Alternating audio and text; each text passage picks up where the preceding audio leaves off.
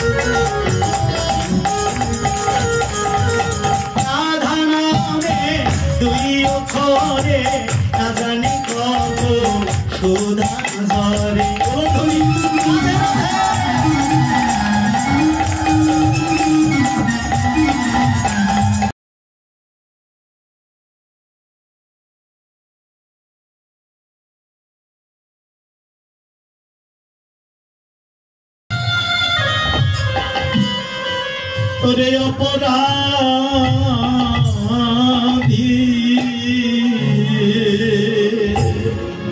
আমি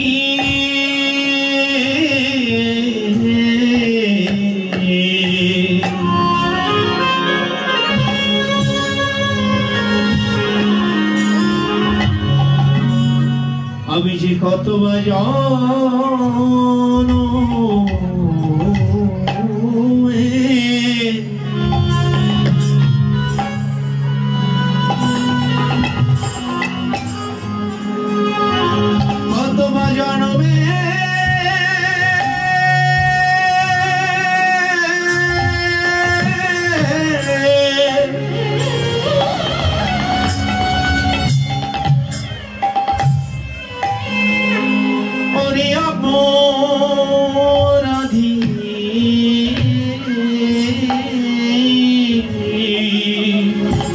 আমি যে স্বামীর সেবা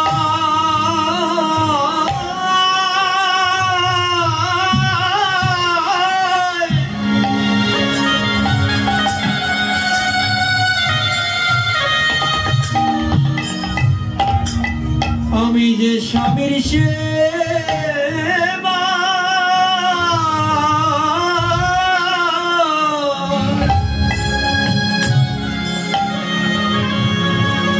সেবায় হলাম বাজি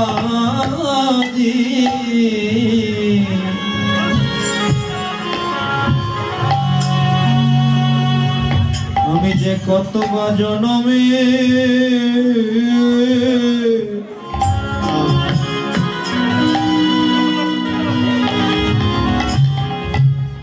কত জনমের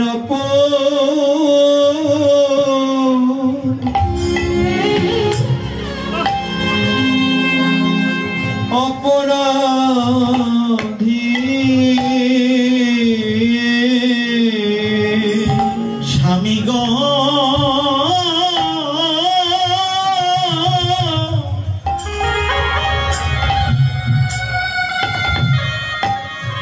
তুমি গৌর ভজনে যাও আমি বাধা দেব না কিন্তু যে পথে তুমি আজকে গভীর রজনীতে গৌর ভজনে যাবে সেই পথে অনেক জন্তু জানোয়ারের ভয় আছে তোমাকে আক্রমণ করে মেরে ফেলতে পারে তাই বলি কি তুমি আজকে রাতটা কোনো মতে আমার সঙ্গে থেকে যাও আগামী কাল প্রত্যুষে মানে সকালবেলা নয় প্রত্যুষে মানে সূর্য উদয়ের আগে তুমি চলে যেও গৌর ভজনে কিন্তু এই রজনীতে যেতে তোমায় দেব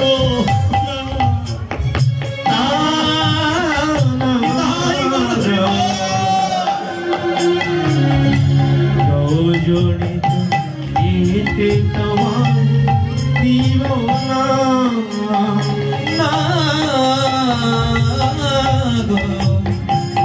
যেতে তোমায় দিব না তুমি গৌর ভজনে যাও আমি বাধা দেব না তুমি আজকে রাতটা কোন কোনো মতে আমার সঙ্গে থেকে যাও। রামচন্দ্র কবিরাজ বলল, রত্নমালা, আজকে রজনীটা যদি আমি তোমার সঙ্গে থেকে যাই, যদি আমার সংসার ধর্মে মন ডুবে যায়, আর তো আমার গৌর হবে না। তাই বলি রত্নমালা, তুমি এখনই আমাকে বিদায় দাও।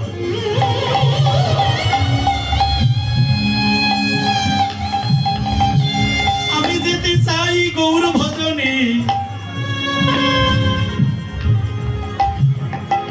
এই দুর্লভ মানব জন্ম পেয়েছি, এই জন্মে গেলে আবার হয়তো জন্ম পাবো, কিন্তু সে জন্ম আমার মালম কুলে নাও হতে পারে। তাই বলি কি, তুমি আমায় বাধা দিও না। রত্নমালা বলল, স্বামী গো, তুমি গৌর ভজনে যাও, বাধা দেব না, কিন্তু রজনীতে যেতে তোমার দিব না।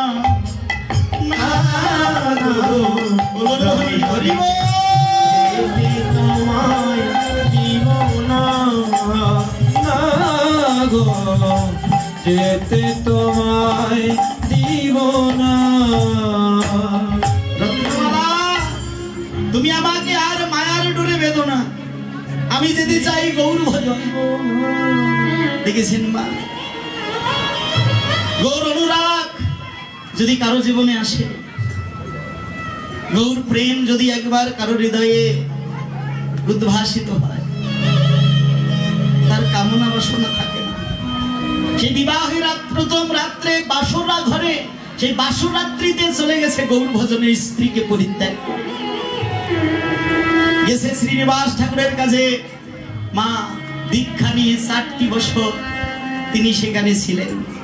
4টি বছর পর শ্রীনিবাস ঠাকুর মনে মনে ভাবলো, রামচন্দ্র কবিরাজের প্রকৃত অর্থে গৌর প্রেমে মনটা ডুবেছে কিনা গৌর ভজনে, এটা পরীক্ষা করবার জন্য রামচন্দ্র কবিরাজকে বলল, রামচন্দ্র, ও রামচন্দ্র, যাও তো তুমি একটু গিয়ে এই তোমার স্ত্রীর পাশে একটা রজনী কাটিয়ে দিয়ে এসো। শাস্ত্রে বলেছে গুরু বাক্য লঙ্ঘন করতে নাই।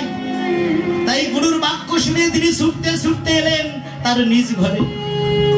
4টি বছর পর মা, আপনাদের মতো মা রত্নমালা তখন এসে দেখছে স্বামীর প্রতীক্ষায় দুয়ারে বসে বসে হরিনাম করছে। বাহ রত্নমালা, বাহ, বলি হারি যাই তোমার স্বামী ভক্তি।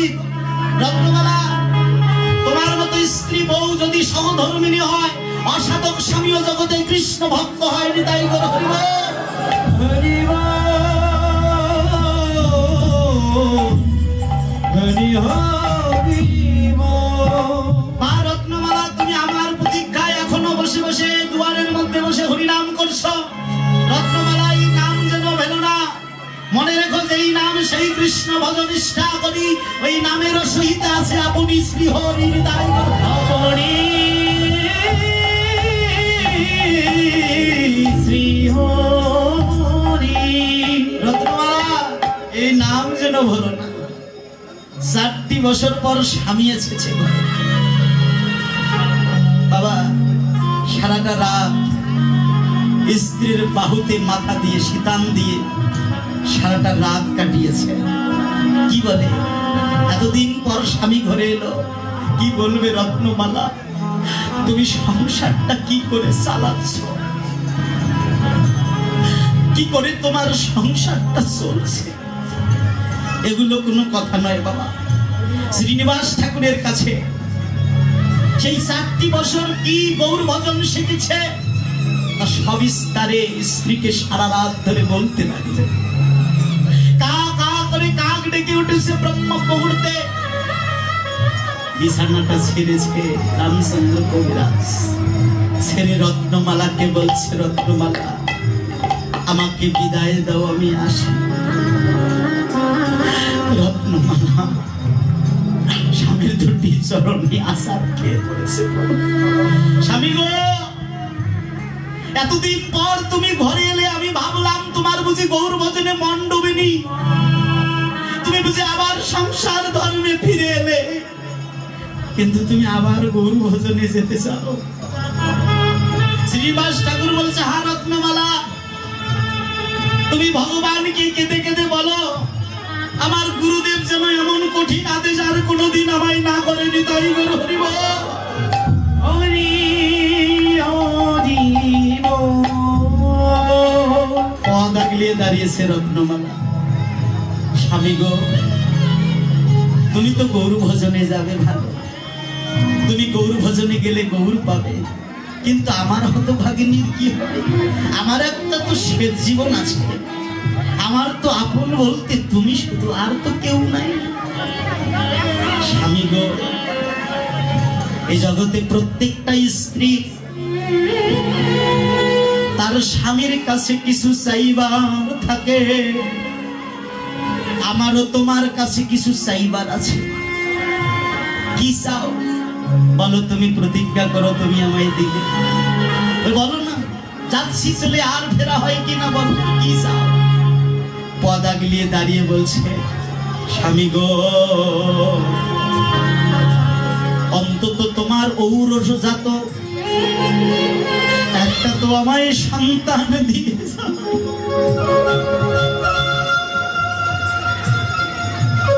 দেখেছেন বাবা, গৌর ভজনটা কত কঠিন, কত পবিত্র ভজন। ভগবান বলল, যে আমাকে ভালোবাসে আমি তার মাথায় বিরহের বোঝা তুলে দিতে ভালোবাসি। ওই বিরহের বোঝা মাথায় নিয়ে সোজা হয়ে দাঁড়িয়ে যে আমার দ্বার প্রান্ত পর্যন্ত আসতে পারে, সে আর আমার দাস হওয়া লাগে না। আমি সেই ভক্তের দাস হয়ে যাইনি। তাই গৌর হরি বল। হরি হরি বল। শাস্ত্রে ভগবান বলেন, যে করে আমার আশ আমি তার করি সর্বনাশ। তথাপিও যদি না ছাড়ে আমার পাশ, আমি হয়ে যাই সেই ভক্তের দাসের অনুদাস। কৃষ্ণ ভজনটাই কি যাতনা দেখুন মা। রামচন্দ্র কবিরাজ বলেছে, রত্নমালা অনেকটা দেরি হয়ে গেছে। কেন দেরি হলো? যে একেবারে গৌর ভজনে মন দেয়, যে একেবারে গৌর চরণে আশ্রয় নেয়, এই জগতে তার যে কামের ঘরে তালা লেগে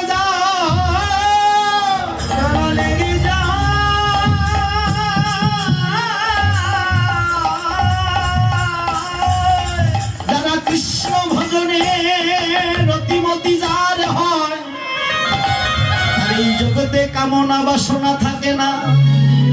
আমি তোমায় আমার ঔরজাতক সন্তান দিতে পারবো না, তবে বাঞ্ছা যখন করেছো দিয়ে যাব।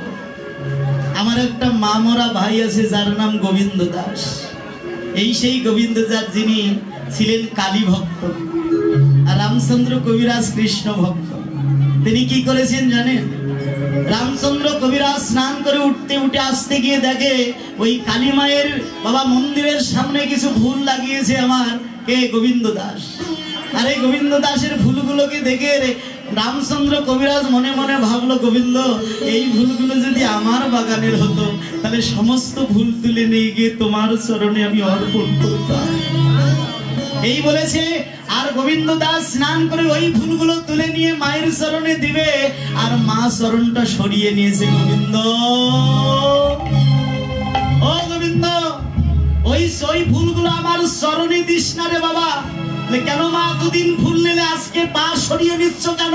বলছে, বাবা, ওই ফুল যে আমার গোবিন্দের নিবেদিত প্রসাদী ফুল, ও ফুল তো আমি চরণে নিতে পারবো না। দিতে যদি হয় আমি মস্তক পেতে দিচ্ছি, আমার মাথায় দেবী। তাই বলো হরি বল। হরি বল।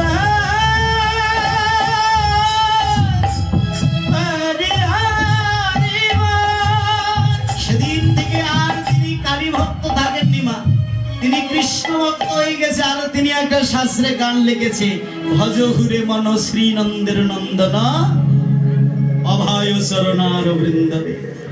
যিনি এই গানটা লিখেছেন তিনি এই গোবিন্দ দাস। এই গোবিন্দ দাসকে আমি তোমার হাতে তুলে দিয়ে গেলাম, তুমি তাকে পুত্র স্নেহে তুমি মানুষ করিও। নিতাই গৌর হরি বল।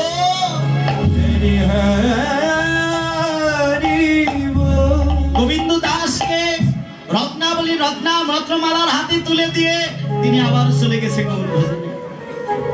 তাহলে মা, যে একবার গৌর শরণে নয়ন দেয়, গৌর ভজনে যার রতিমতি হয়, এই জগতে তার যে কামনা বাসনা থাকে না। তাই আমার নদিয়া নাগরী বলল, সজনী রে আমার ওই গৌরূপে নয়ন দিয়ে আমার যে মদনের দর্প চূর্ণ হলো। সজনী রে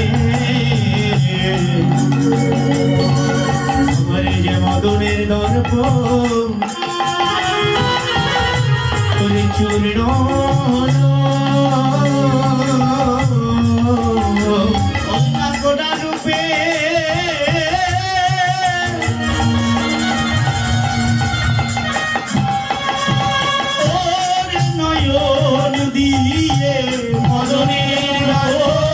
চূর্ণ হলো। গোটা রূপে নয়ন দিয়ে মদনের চূর্ণ হলো। রূপে নয়ন দিয়ে মদনের চূর্ণ হলো। রূপে নয়ন দিয়ে মদনের চূর্ণ হলো। রূপে নয়ন দিয়ে মদনের চূর্ণ হলো। সজনী রে আমি আর কার সঙ্গে তুলনা করি, শোন কুসুম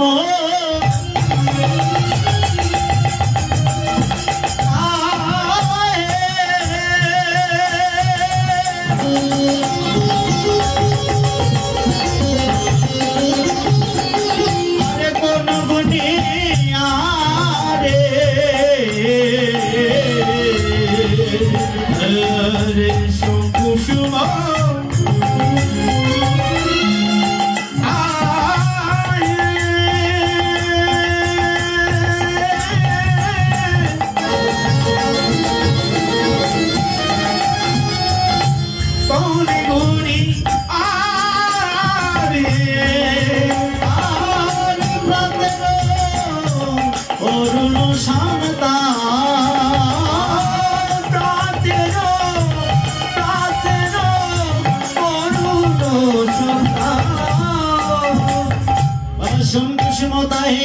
সোনকুসুম মানে রক্তবর্ণ প্রস্ফুটিত পদ্ম, তার সঙ্গে তুলনা করলেন কিন্তু তুল মিলল না। বলো তাহলে প্রাতের অরুণ সন্তাপ, প্রাতকালে যে সূর্যের অনেক নাম, দিবাকর, ভাস্কর, অরুণ, আবার রবি, শশী, তারপরে সূর্য, ভানু, অনেক নাম কিন্তু সময় অনুসারে। যখন সকালবেলা ওই সতী নারীর কপালের সিঁদুরের মতো টগমগ হয়ে উদিত হয়, তখন তার নাম অরুণ। অরুণের সঙ্গে তুলনা করলেন কিন্তু অরুণেরও তাপ আছে, কিন্তু আমার গৌর সূর্যের কোনো তাপ নেই, এই জন্য তার সঙ্গে তুল মিলল না। তাই তিনি এখানে কি বললেন, কলম দিলেন, গোড়া রূপে যাই বলে হারে, গোড়া রূপে ওরে হারি, হেরি সুধা কর মুরচিত চরণ তলে, হেরি সুধা কর মুরচিত চরণ তলে, গুরু দর্শন করুক ধরে, গুরু দর্শন করুক ধরি, গুরু দর্শন করুক ধরে, গুরু দর্শন করুক ধরে। আমি দেখলাম হেরি মানে দেখা, সুধাকর মানে চা। আমি দেখলাম আমার গৌর চরণের বিমল ছটায় আকাশের চাঁদ আর আকাশে দাঁড়িয়ে থাকতে পারলো না, সে আকাশের চাঁদ খসে মাটিতে পড়েছে, আর কঠিন মৃত্তিকার আঘাতজনিত কারণে ভেঙে ভেঙে টুকরো টুকরো হয়ে গেছে। কত টুকরো? পরুদশ নখর উপধরি, পরুদশ, 10 মানে 10 টুকরো হয়েছে। ওর কথায় কথা আশ্রয় নিল, বললেন ডান পায়ে 5টি নখ আর বাম পায়ে 5টি নখে আশ্রয় নিলেন, বলেন পরুদশ নখর উপধরি। সজনী রে এই চাঁদ যখন আকাশে ছিল তার অহংকার ছিল কেন? সে তো সবার উপরে আছে, তাই না? সবার উপরে সে আছে, তার অহংকার ছিল। সে আকাশের চাঁদ মনে ভাবলো, আমি যদি পতিত না হয়, অধম না হয়, আমি তো গৌরচরণ পাবো না। যদি উচ্চাসনে থাকি, উপরে থাকি, তাহলে তো আমার অহংকার বাড়বে, অহংকারে তো আর গোবিন্দর কৃপা পাওয়া যায় না। তাই ডক্টর মহানামব্রতজি বললেন, দীনতাই কৃষ্ণ লাভের একমাত্র পন্থা। যতক্ষণ তোমার দীনতা আসবে না, ততক্ষণ পর্যন্ত তোমার গুরু গোবিন্দের করুণা লাভ কখনো হবে না। অনেক কথা, কিন্তু সময় খুব অল্প। রাধে রাধে। জয় বাবা। আপনাদের কোনোদিন কোনো আসরে দেখা হলে কথাগুলো বলবো আপনাদের সাথে, একটু পদের মধ্যেই থাকি, আপনারা একটু আমাকে ক্ষমা সুন্দর দৃষ্টিতে দেখবেন। এই যে কেন আজকে ভগবান অর্জুনের পক্ষ নিলেন, যুধিষ্ঠিরের পক্ষ নিলেন, যিনি হস্তিনাপুরের রাজা দুর্যোধনের পক্ষ নিল না, কিন্তু অর্জুনের পক্ষ নিল। কেন জানেন? এখানেই পরিদর্শন উপধরি, এখানে একটি মা দৃষ্টান্ত দিয়েছে। কেন এমন হলো? কেন অর্জুনদের পক্ষ নিয়েছে ভগবান? কারণ দীনতাই কৃষ্ণ লাভের একমাত্র পন্থা। এই দীনতা না আসলে কখনো আমার গুরু গোবিন্দের কৃপা লাভ হয় না। তাই বলছে সজনী রে আর কার সঙ্গে তুলনা করি, চুল তো মেলে না এই যে সুবর্ণ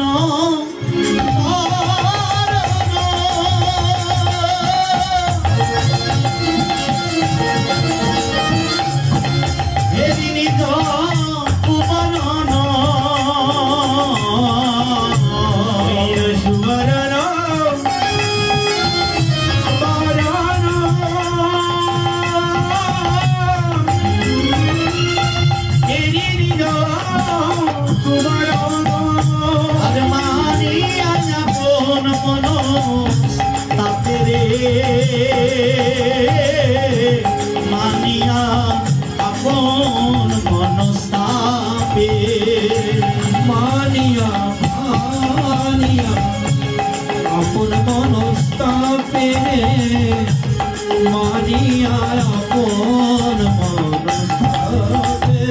সুবর্ণের সঙ্গে তুলনা করলেন। সুবর্ণ কি? সুবর্ণ হচ্ছে সোনা বা স্বর্ণ। এই সোনার সঙ্গে তুলনা করলেন, কিন্তু তুল মিলল না। কেন? সোনায় খাদ আছে। সোনা যে ঝকঝক চকচক করছে, যদি খাদ মেশানো না হয় তাহলে তো ঝকঝক চকচক করে না। তাহলে সোনায় ঝকঝক চকচক করছে কেন? খাদ মেশানো রয়েছিল। এই খাদ থাকলেই ঝকঝক চকচক করে, আর খাদ যখন থাকে না তখন সোনার রং আর ওরকম থাকে না। সোনার আসল রং কি গো?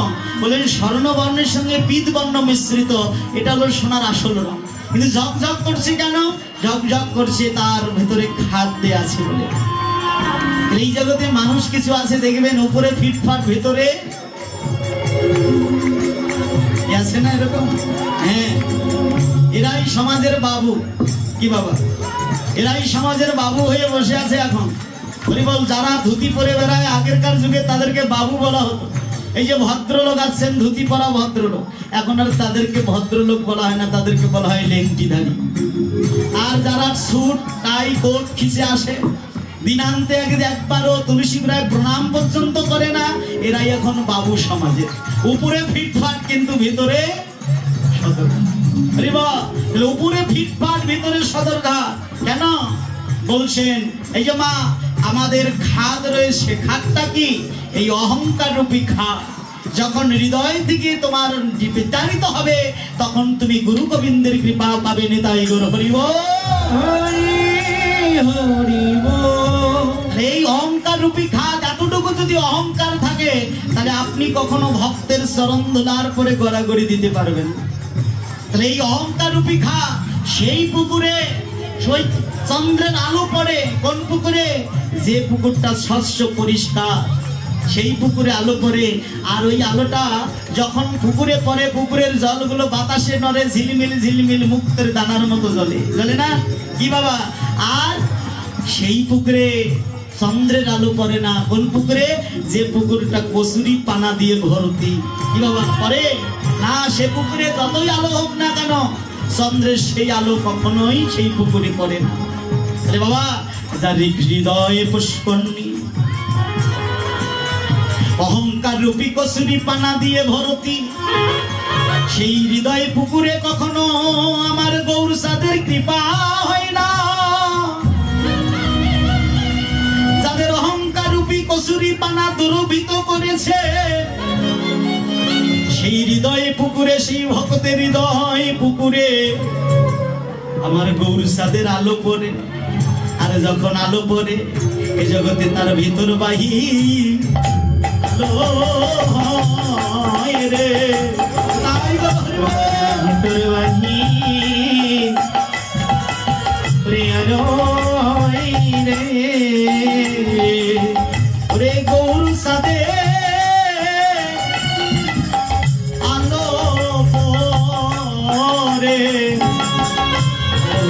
বাহে আলো রে গৌর চাঁদে আলো পরে ভিতর বাহে আলো করে গৌর চাঁদের আলো পরে ভিতর বাহির আলো করে যদি গৌর চাঁদের আলো পরে ভিতরে বাহির আলো করে যদি গৌর চাঁদের আলো পরে ভিতর বাহির আলো হয় রে হরিবা তাহলে সুবর্ণ মানে সোনা হরিবা সুবর্ণের সঙ্গে তুলনা করলে কিন্তু সুবর্ণের সঙ্গে সোনার সঙ্গে মিলল না হরিবা সোনায় খাদ আছে বলে তার সঙ্গে মিলল না গৌর সোনায় তো কোনো খাদ নেই আছে বাবা গৌর সোনায় কোনো খাদ নেই জন্য তুল মিলল না বলে মানি আপন মনস্তাপে যারা মানি মানুষ দেখবেন তারা মান থাকতে স্থান পরিত্যাগ করে মান চলে যাওয়ার পর স্থান পরিত্যাগ করে না বলে মানি আপন মনস্তাপে এই সোনা নিজে নিজে মনস্তাপ করছে অনুতাপ করছে আমি গৌর সোনার সঙ্গে মিললাম না তাহলে আমি এসার প্রাণ রাখবো না তাহলে কি করবো আমি এসার প্রাণে আমি আত্মহত্যা করবো আত্মহত্যা করতে গেলে কি করব তাই একটা কি করলেন নিজ তনু জারি ভস্ম সম পরাইতে নিজ তনু জারি ভস্ম সম পরাইতে কৈঠালো অনালো সন্তাপ রে কৈঠালো অনালো সন্তাপ রে কৈঠালো অনালো সন্তাপ আমি এসার প্রাণ রাখবো না রে ইসার প্রাণ রাখবো না রে অনলে প্রান্তে জীবন এসার প্রাণ রাখবো না রে অনলে প্রান্তে জীবন ইসার প্রাণ রাখবো না রে বাবা এই যে মায়েরা সব জিনিস পুরে কি ছাই হয় কাপড় পরলে ছাই হয় কয়লা পুড়লেও ছাই হয় বাঁশ পুড়লে ছাই হয় কাঠ পুড়লে ছাই হয় সোনা পুরে কি ছাই হয় বাবা সোনা পুড়লে ছাই হয় বলে না সোনা যত পুরাবে অত সোনা খাঁটি হবে আরে বল সোনা পুড়ে কখনো ছাই হয় না সোনা যত পুড়বে তত খাদ চলে যাবে ও তখন খাঁটি সোনায় রূপান্তরিত হবে যখন পুরে অঙ্গার হয়ে পড়ে আছে মনে মনে ভাবছেন আমি তো অঙ্গার হতে চেয়েছিলাম আমি তো ভস্মীভূত হতে চেয়েছিলাম কিন্তু কি ব্যাপার আমি তো ভস্মীভূত হলাম না আমি তো যেমন সোনা তেমনই পড়ে রইলাম কিন্তু দেখলো তার বর্ণটা আর ওই ঝকঝক ঝকঝক নেই বর্ণটা তার মলিন এসেছে দেখলো গৌরচরণের পাশে পুষ্পরে আছে তাই সোনার আনন্দ আর ধরে আনন্দ আর ধরে নারী গৌরচরণে আশ্রয় পেয়ে আনন্দ আর ধরে নারী গৌরচরণে আশ্রয় পেয়ে আনন্দ আর ধরে নারী অহংকার কি খাদ যেদিন চলে যাবে সেদিনই তো তুমি গৌরচরণ আশ্রয় পাবে তাই আমার বৈষ্ণব কবি বলছেন যা সমধে অধিক নাই অনুভবে আর সময় অধিক নয় অনুভবে তুলনা দেবার নাই তুলনা দিবার নাহি তুলনা দিবার নাহি আর জগদানন্দ প্রভু প্রভুর তুলনা প্রভু জগদানন্দ প্রভু প্রভুর তুলনা প্রভু নিরূপম গৌর কিশোর রে নিরূপম গৌর কিশোর রে নিরূপম গৌর কিশোর যার সময় অধিক নেই অনুভবে অনুভব করে যাকে পাওয়া যায় না তুলনা দিবার নাই ঠোর ঠোর মানে স্থান যাকে তুলনা দেবার কোনো জায়গা নেই ঠোর মানে স্থান বা জায়গা কোনো কিছুই পাচ্ছি না বলে জগদানন্দ কহু মানে জগদানন্দ বৈষ্ণব বলছেন প্রভুর তুলনা প্রভু নিরূপম গৌর কিশোর আমার তার তুলনা তারি সাজে তুলনা তারি সাজে দেব গৌরের রূপের তুলনা যার তুলনা তারি সাজে গৌরের রূপের তুলনা তুলনা তারি সাজে দেব গৌরের রূপের তুলনা যার তুলনা তারি সাজে তার তুলনা তারি সাজে তার তুলনা তারি সাজে তুলনা তারি সাজে তুলনা তারি সাজে গৌরের রূপের তুলনা শুধুমাত্র গৌর আর কেউ হয় না হরিব বাঞ্ছা কল্পতরুভস্য কৃপা সিন্ধু এবসা পতিতানাং পাবনেভ্য অনন্ত কোটি বৈষ্ণবে ভৈ নমো নমঃ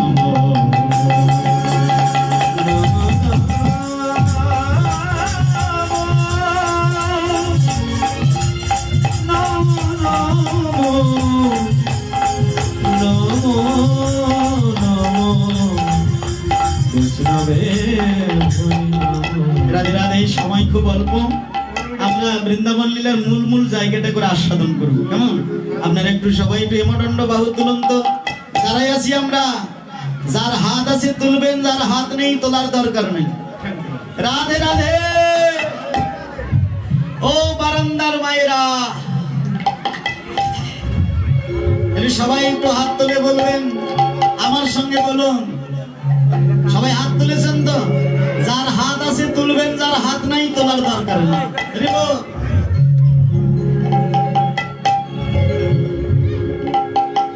রাধে রাধে রাধে রাধে রাধে বলো রে মন, যদি যাবি মধুর বৃন্দাবন।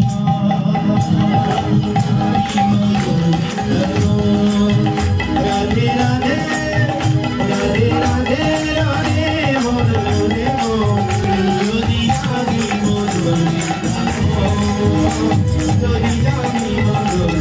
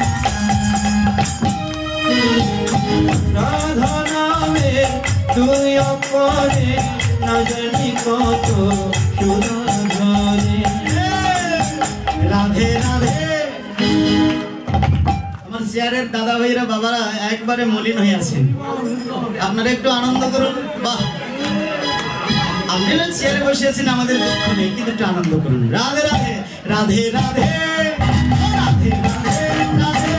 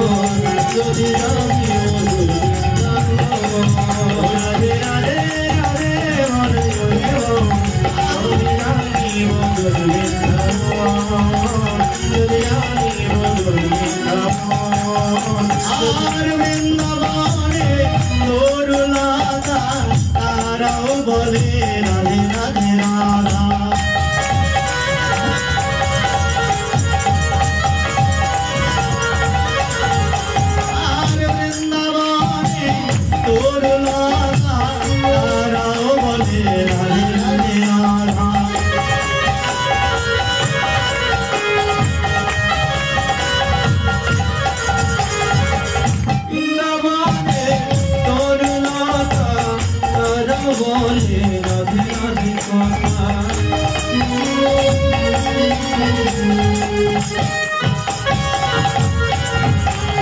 আর বৃন্দাবনে তোর লতা তারাও বলে রাধে রাধে রাধা রাধে রাধে রাধে রাধে রাধে বলো রে যদি যাবি যদি যাবি রাধে রাধে রাধে গোবিন্দ যদি যাবি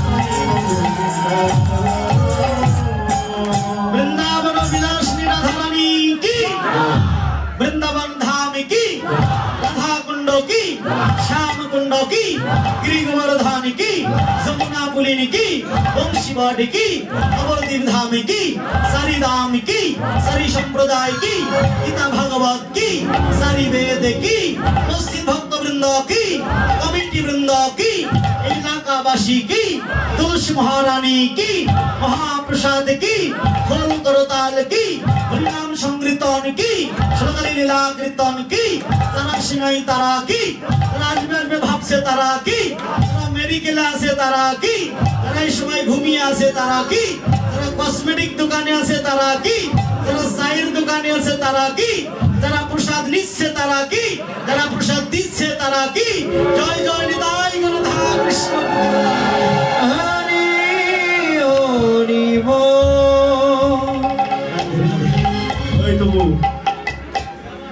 মধুর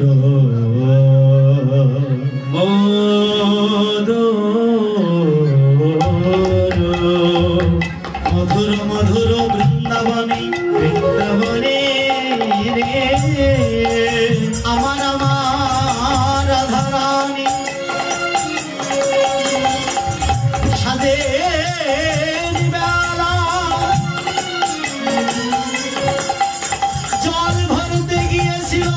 শ্রী যমুনায় জল ভরতে গিয়ে অপরূপ রূপের মানুষ দর্শন করে আমার আমার বৈষ্ণব কবি লীলার এক প্রান্তে দাঁড়িয়ে পদের এক প্রান্তে দাঁড়িয়ে টিকা দিয়েছে রাধে যমুনাতে যায়া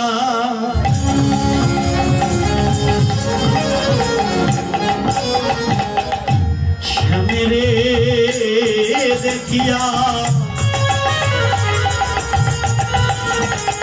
हरे आइलो विनोदिनी ओरा रे যমুনা তে যাইয়া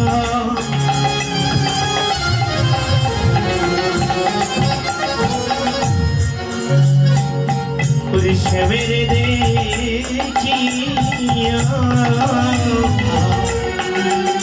हरे घरे आइलो বিনোদিনী মন্দিরে বসিয়া কাঁদিয়া কাঁদিয়া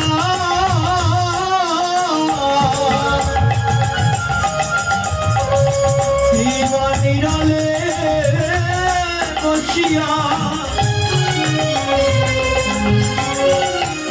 কাঁদিয়া কাঁদিয়া আর হিয়ায় শ্যামরূপ খানি রে হিয়ায় শ্যামরূপ খানি হিয়ায় শ্যামরূপ খানি রে হিয়ায় শ্যামরূপ খানি বাবা ওই রূপ বসে বসে ধ্যান করিছে যেন বসে বসে যেন বসে বসে ধ্যান করিছে যে রূপে এখনে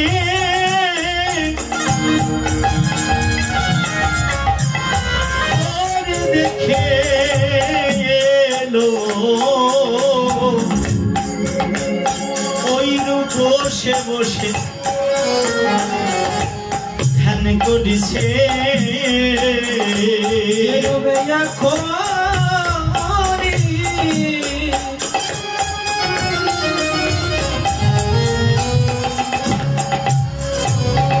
দেখে এলাম বসে বসে ধ্যান করিছে কোন রূপ ধ্যান করছে মা?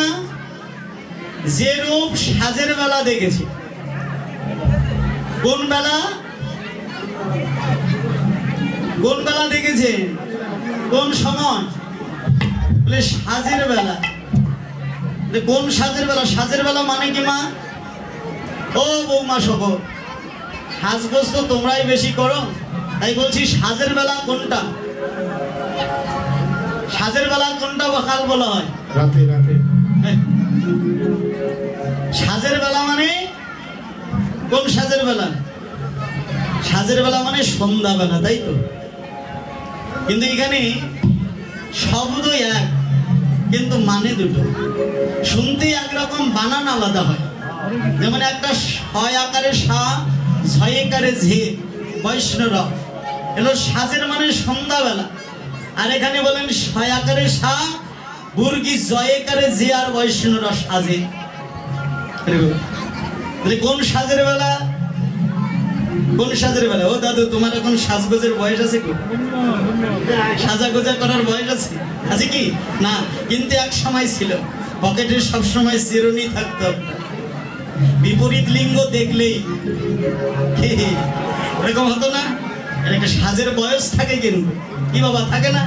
এই যে মা তোমার কি আর সাজের বয়স আছে গো? নাই। কিন্তু এক সময় রন্নার সঙ্গে টিপ ম্যাচিং করতে হবে কি?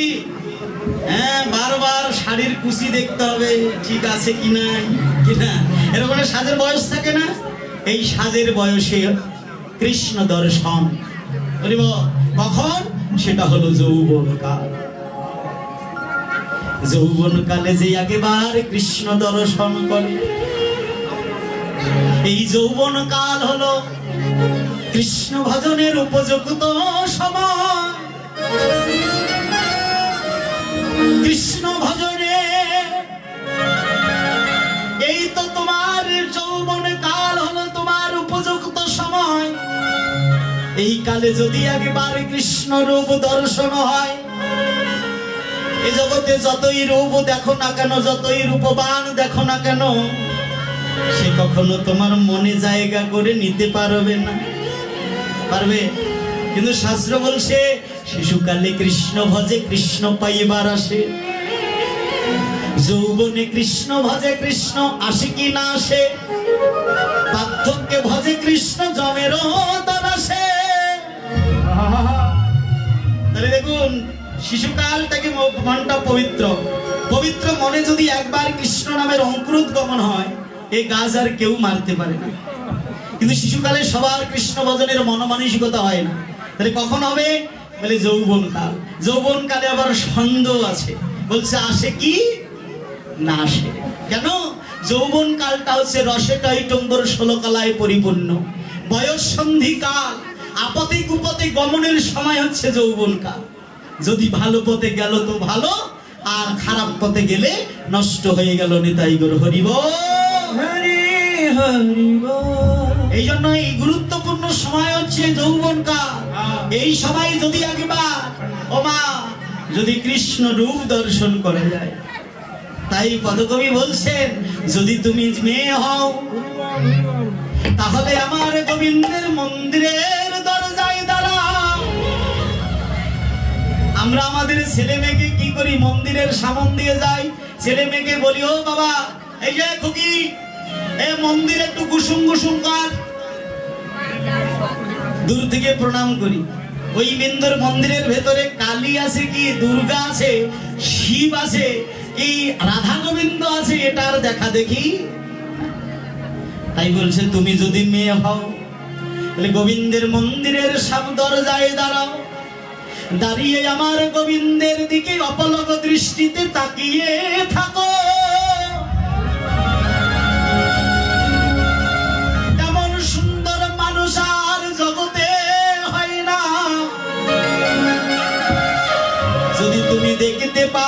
এক পলক তুমি ওই রূপের মানুষের প্রেমে পড়ে যাবে। আর যদি তুমি ছেলে হও তাহলে মন্দিরে দাঁড়িয়ে আমার রাধারানীর বদনের দিকে তাকিয়ে থাকো। এমন সুন্দর রমণী জগতে হয় না, তুমি যদি তাকাতে পারো তাহলে আমার রাধারানীর প্রেমে পড়ে যাবে। এই রূপ যদি একবার তোমার হৃদয়ে ক্যানভাসে হৃদয়ে পটে, যদি একবার তুমি একে নিতে পারো, এই জগতের যতই রূপবান গুণবান দেখো না কেন, সে তোমার মনে জায়গা করে নিতে পারবে না।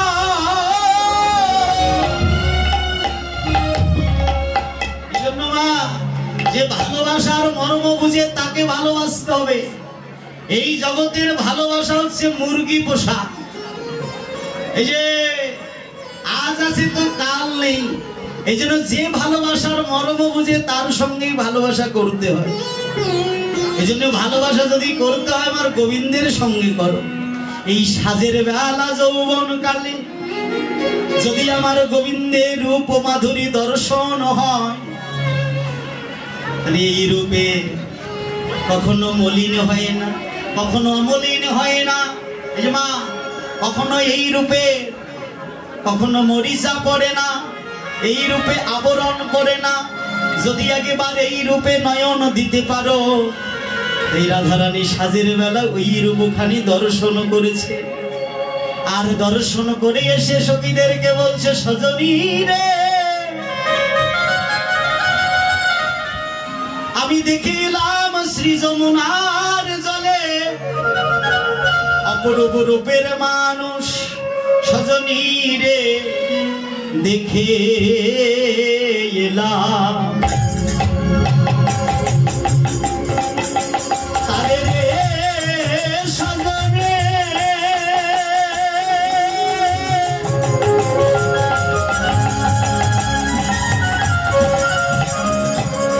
আমি দেখে এলাম তারে,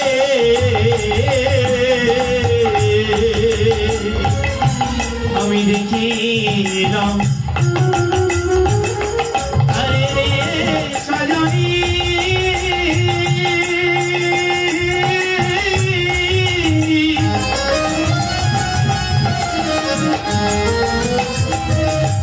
দেখে এলাম তারে।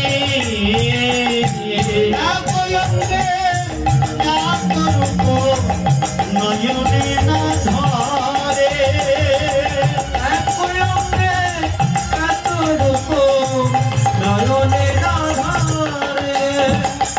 এমনটা দেখেছি যে তোর নয়ন ধরছে না। রাধারানী বলছে, সজনী রে বেঁধেছে বিনোদ চূড়া নবগুপ্তা দিয়া, বেঁধেছে বিনোদ চূড়া নবকুঞ্জ দিয়া। আর মোরে ময়ূর পালা আমিতে হারায়া, মোরে ময়ূরের পালা বাবে হারাইয়া। আর কালিয়া বরণ খানি চন্দনেতে মাখা, কালিয়া বরণ খানি চন্দনেতে মাখা। আমা হতে ধান তুলনা নাহি গেল না, আমা হতে ধান তুলনা নাহি গেল না। শ্রী কৃষ্ণরাগে ভক্তবৃন্দ, হরিনাম আস্বাদন করলে কিছু দক্ষিণা দিতে হয়। হরিনামে দক্ষিণা না দিলে কীর্তন শোনা অপূর্ণ থেকে যায়। তাই আমার এখান থেকে লোক যাচ্ছে, যে যাবারেন আপনারা কৃষ্ণ নামে দক্ষিণা প্রদান করবেন আর কীর্তন আস্বাদন করবেন। সজনী রে আমি কি দেখলাম ওই রূপে নয়ন দিয়ে, আমি কি দেখলাম জানিস সজনী রে? আমি এই রূপখানি যখন যমুনার জলে দেখলাম, আমি কি করেছি জানিস? অনেক প্রবন্ধ করি ধরিবার চাই হরি, অনেক প্রবন্ধ করি ধরিবার চাই হরি। ধীরে ধীরে করবার রে, ধীরে ধীরে করবার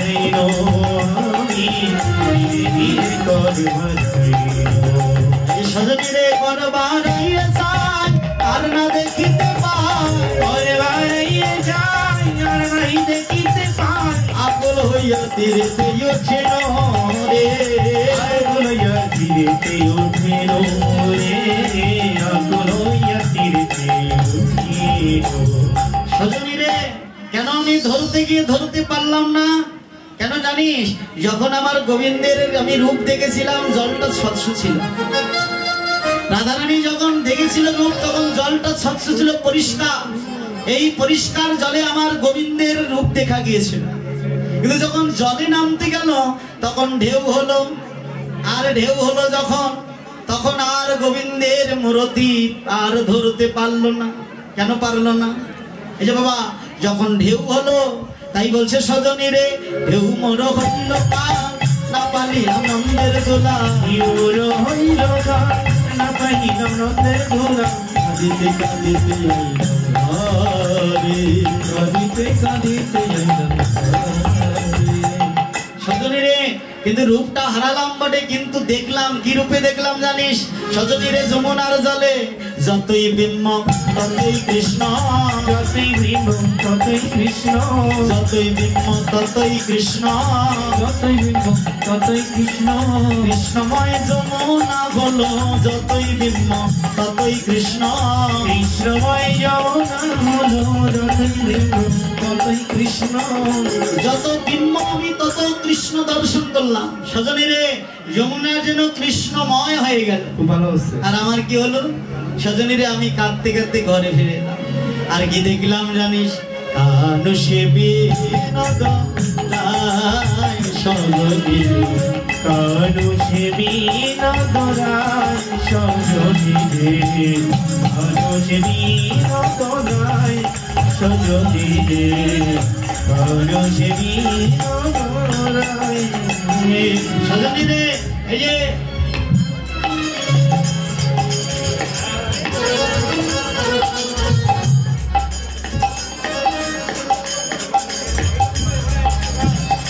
রাধে রাধে। সজনী রে, আমি আজকের ঘটনাটা বলি শোন।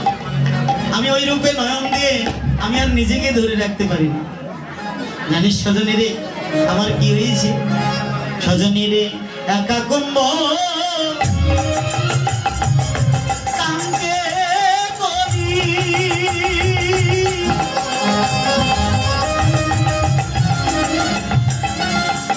আমি যমুনাতে জল ভরি, একা কুম্ভ কাঙ্গে করি, সজনী রে যমুনাতে তাল ভরি। আর জলে রয়ে তোর শ্যামরায়, জলে রবি তোরে শ্যামরায়। সজনী রে, আমি প্রত্যেক দিন পিতলের কলসি নিয়ে যমুনায় জল আনতে যাই। কিন্তু আজকে আমার বাবা বিশ্ববানু রাজা তিনি একটা স্বর্ণের কলসি দিয়েছিলেন আমার যৌতুক স্বরূপ বিবাহের সময়। কিন্তু এই স্বর্ণের কলসিটা আমাকে আমার শাশুড়ি ননদি দেয় না, একদম শিখায় তুলে রেখে দিয়েছে। আমি অনেক চেয়ে এসে আজকে এই স্বর্ণের কলসিটা নিয়েছি। দাও না, আমি তো প্রত্যেক দিন পিতলের কলসিতে জল আনি, আজকে একটু স্বর্ণের কলসিটা দাও না, একটু জল নিয়ে আসি যমুনার থেকে। সজনী রে, অনেক সেগে সেধে ওই স্বর্ণের কলসিটা নিয়ে গেলাম যমুনায় জল আনতে। আমি যখন যমুনায় জল ভরছি দেখলাম অপরূপ রূপের মূর্তি শ্রী যমুনার জলে দাঁড়িয়ে আছে। আমার কি জানি কি হয়ে গেল, ফিরাইয়া দেখি আখি আমার হাতে আর স্বর্ণের কলসিটা নাই। এই স্বর্ণের কলসিটা যমুনার জলে ভেসে গেল। সজনী রে, আমি রিক্ত হস্তে ঘরে ফিরে এলাম। আমার শাশুড়ি ননদি ভর্ৎসনা করতে লাগলো, কত সেরি, এতদিন চেয়েছি আজকে স্বর্ণের কলসিটা নিয়ে গেলি আর সেটাও যমুনার জলে ভাসিয়ে দিয়ে এলি। কিন্তু সজনী রে, আমার শাশুড়ি ননদি তো জানে না। ওরা দেখলো আমার স্বর্ণের কলসি যমুনায় ভেসে গেছে, কিন্তু ওনারা এটা তো জানে না আমার স্বর্ণের কলসি যমুনায় ভেসে গেছে, তাতে কি হয়েছে।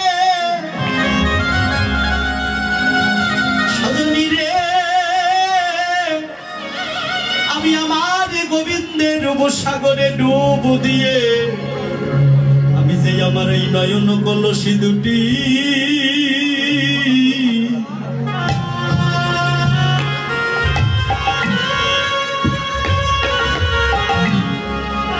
নয়ন কলসি দুটি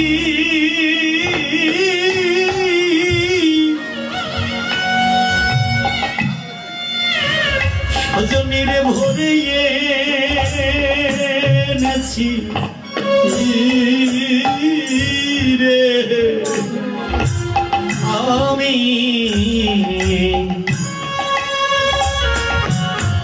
আমি যে আমার নয়ন কলসি দুটি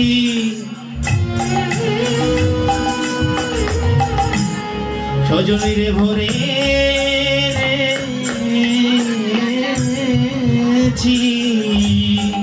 গোবিন্দের রূপ সাগরে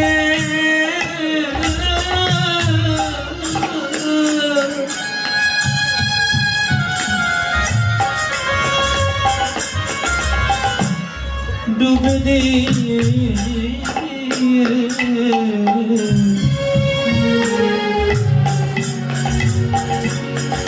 আমার নয়ন কলসি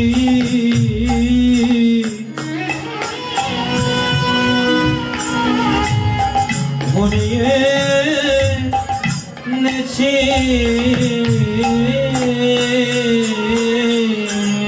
ওই না গোবিন্দের রূপসাগরে আমি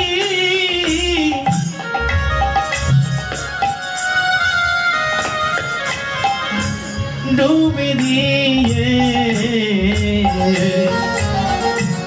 আমি যে আমার নয়ন কলসি দুটি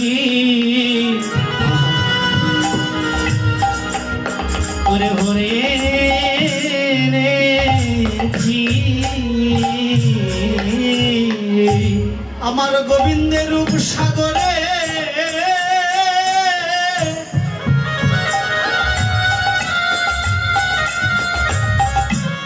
ডুব দিয়ে রে যতটুকু পেরেছি আমি আমার নয়ন কলসি দুটি ভরে এনেছি রে গোবিন্দের রূপ সাগরে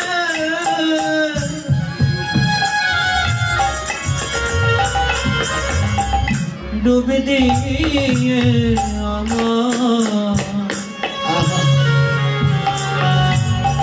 নয়ন কলসি ভরে এনেছি কথা শুনে জ্ঞানদাস বৈষ্ণব কবি বলছে রাধে তুমি তো নিজের দোষে নিজেই কৃষ্ণ ধামকে হারিয়ে ফেলেছো। বলে কেন? এই যে কেন হারালে, কি করে হারালে? তাই আমার জ্ঞানদাস বৈষ্ণব কবি বলছে জ্ঞানদাসের বাণী শোনো রাধা বিনোদিনী, জ্ঞানদাসের বাণী শোনো রাধা বিনোদিনী, সে কেন ডুবিলে জলে, সে কেন ডুবিলে জলে, সে কেন ডুবিলে জলে, বুঝিতে না দিলে মায়া চলেছিল অন্য ছায়া, বুঝিতে না দিলে মায়া চলেছিল অন্য ছায়া, সামনে ছিল কদমের ডালে রে, সামনে ছিল কদমের ডালে রে, সজনে রে তুমি বুঝিতে পারোনি মায়াটা, মায়াটা বোঝনি বলে তুমি জলে ডুবতে গিয়েছো। আর জলে যখন নামতে গেলে, নিচের দিকে যখন তাকাতে গেলে, তুমি যখন রূপ দর্শন, তুমি কদম ডালে নাক দিকে তুমি রূপ দর্শনটা নিচে করলে। নিচে মানে কি? নাভির নিচে ভজন আছে বাবা, নাভির নিচে কোনো ভজন নেই, নাভির নিচে হলো কাম আর নাভির ঊর্ধ্ব হলো প্রেম।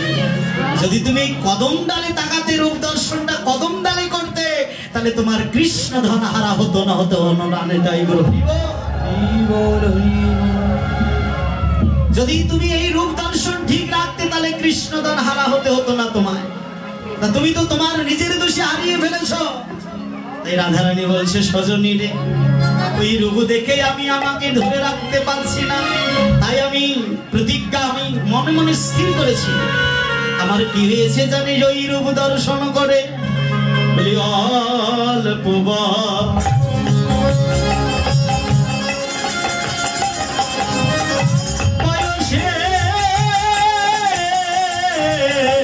মরো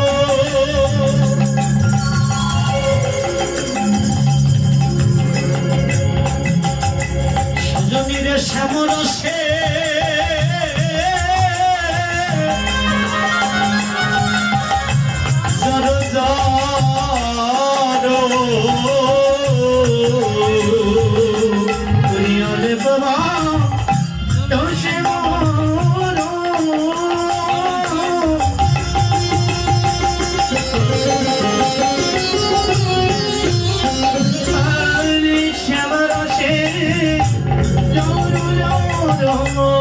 না জানি কে হবে পরিণামে, না জানি কি হবে পরিণামে। অল্প বয়সে মরো শ্যামরসে জড়ো জড়ো, না জানি কি হবে পরিণাম। ওই রূপে নয়ন দিয়ে, ওই সাজের বেলা নয়ন দিয়েছি তো, তাই ওই রূপটা হৃদয়ে হৃদয়ে ক্যানভাসে হৃদয়ে পটে বসে গেছে, আর ওই রূপ আমি সরাতে পারছি না। যতই দেখি, যত কিছু করি, যত ভোলার চেষ্টা করি, আমি আর ভুলতে পারি না। আর ওই রূপ সাজের বেলা দেখে কি হয়েছে জানি, যৌবনকালে দেখে এখন আমার একটা পরিণতি ঘটেছে। পরিণতিটা কি? এই যে যদি নয়ন মুদে থাকি অন্তরে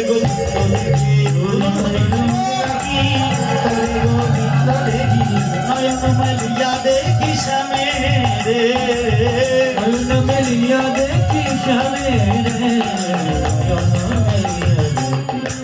পরিণাম আমার ওই অল্প বয়সে, অর্থাৎ ওই সাজের বেলা গৌর মহানার গোবিন্দ রূপ দর্শন করে আমার যে পরিণতিটা হয়েছে জানিস কি পরিণতি? এই যে যদি চলি যাই পথে সামনে যায় মোর সাথে সাথে, চলি যাই পথে সামনে যায় মোর সাথে সাথে, চরণে চরণ ঠেকাইয়া রে, চরণে চরণ ঠেকাইয়া রে। এখানে যারা ভজন করছেন, বাড়িতে ভগবানকে প্রতিষ্ঠিত করেছেন, একবার নয়নটা মধুন তো দেখুন তো আপনার গোবিন্দ ইষ্ট দেবতাকে দেখতে পান কিনা। এরা যারা করেন নিত্য ভজন, তারা চরণ বুঝলেই আপনি দেখতে পাচ্ছেন আপনার গোবিন্দকে, যেন সন্নিকটে বসে আছে, দাঁড়িয়ে আছে, আপনাকে ছত্র দ্বারা আপনাকে ছায়া প্রদান করছে, আপনাকে রক্ষা করছে। এই ভাবটা কখন হবে? যখন ওই সাজের বেলা আপনি গোবিন্দের রূপ দর্শন করবেন, তখন এই ভাবটা তোমার আসবে, এই পরিণতি তোমার হবে।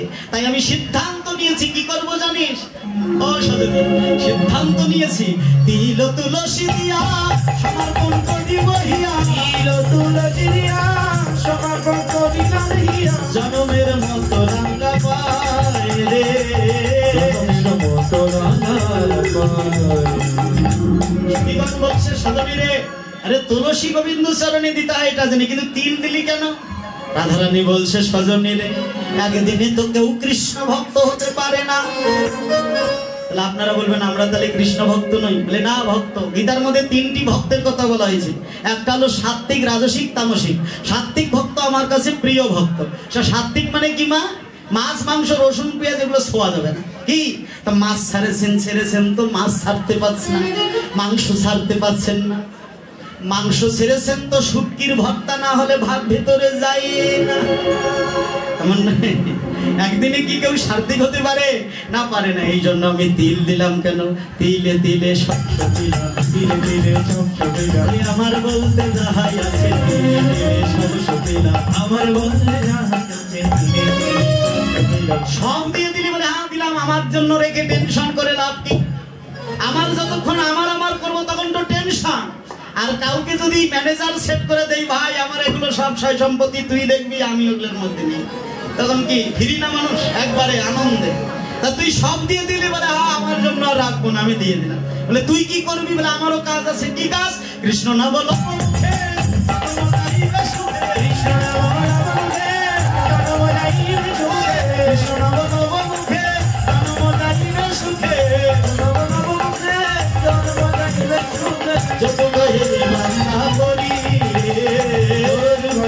যত করি রে জলময় রাধারানী বললেন আমি আমার কাজ হলো কৃষ্ণ নাম করা, আমি তার ভাবনা ভাববো, সে আমার ভাবনা ভাববে, কি টেনশন আর নাই। শ্রীমদ ভগবদ গীতায় বলেন যে আমার কথা ভাবে আমি তার কথা ভাবি, যে আমার কথা চিন্তা করে আমি তার কথা চিন্তা করি, তাহলে আমি তার চিন্তা করবো, সে আমার চিন্তা করবে। আমার এত কিছুর টেনশন নিয়ে লাভ কি বাবা? আমি একটা টেনশন নেবো, সেটা হলো কি দিনান্তে একবার কৃষ্ণ নাম করবো, এটাই আমার টেনশন। তাই বলছে কৃষ্ণ নাম যাব লব মুখে জন্ম যাইবে সুখে যদি কহে বাঞ্ছা করি।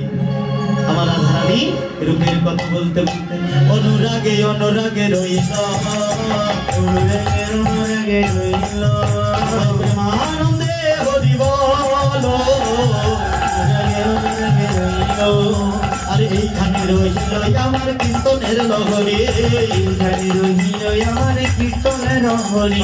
প্রেমানন্দে সাত বদনে বল হরি হরি হরি হরি হরিব হরিব হরিব হরিব হরিব হরিব হরিব হরিব হরিব হরিব হরিব হরিব হরিব হরিব হরিব হরিব হরিব হরিব। জয় রাধে জয় রাধে জয় রাধে জয় রাধে হরিব হরিব হরিব জয় রাধে হরিব জয় রাধে হরিব জয় রাধে হরিব হরিব হরিব হরিব হরিব